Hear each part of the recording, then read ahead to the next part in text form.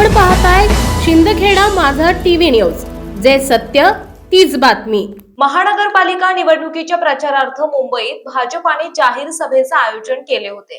या सभेत बोलत असताना मुख्यमंत्री देवेंद्र फडणवीस यांनी ठाकरे बंधूंवर टीका केली आहे।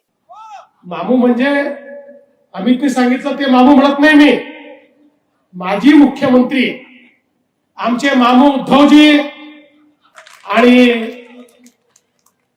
नव्यानेच पुन्हा एकदा प्रेम उफाळलेले राजजी यांनी एक वचननामा या ठिकाणी जाहीर केला। पहिल्यांदा तर मी एकच सांगू इच्छितो, वचननामा देण्याचा अधिकार हा हिंदू हृदय सम्राट शिवसेना प्रमुख बाळासाहेब ठाकरेंना होता। आज जाहीर झालेला वचननामा नाही, तो वाचून नामा आहे। वचननामा नाही आहे, तो वाचून नामा आहे। पण त्यांनी काय वाचलं हे त्यांना देखील माहिती नाही।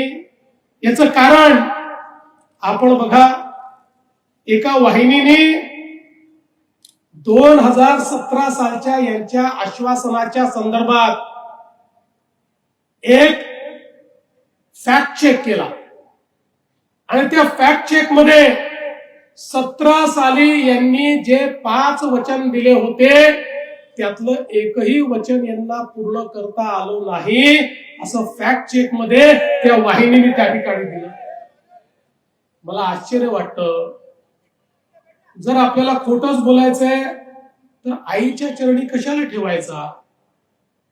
खऱ्या अर्थानं हे ज्यावेळेस वचननामा करायला बसले त्यावेळेस मला सांगितलं की काहीतरी आपापसात बोलत होते।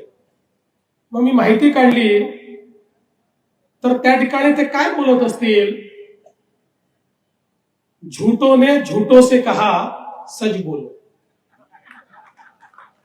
झूठों ने झूठों से कहा सच बोलो। अरे भाई, 2 भाइयों का ऐलान हुआ, सच बोलो। घर के अंदर झूठों की एक मंडी है, दरवाजे पर लिखा है सच बोलो।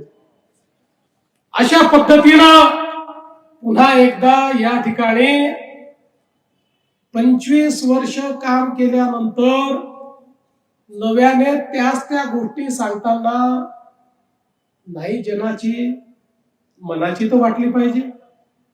आता बघा, ते 2 युवराज त्या ठिकाणी परवा एक कुठला तरी शो करत होते, राहुल गांधी सारखी स्क्रीन लावली होती, राहुल गांधींसारखे हेरझाऱ्या करत होते, काहीतरी बोलत होते आणि मला कोणीतरी सांगितलं, म्हणत त्यांनी असं म्हटलं की या ठिकाणी मुंबईमध्ये चांगल्या प्रकारचे शौचालय देखील नाही। आता आम्हाला काय विचारता? घरी जाऊन बाबांना किंवा काकांना विचारा, 25 वर्षामध्ये मुंबईमध्ये शौचालय पण का तयार झाले नाहीत याचं उत्तर आम्ही द्यायचं की बाबांनी आणि काकांनी द्यायचं?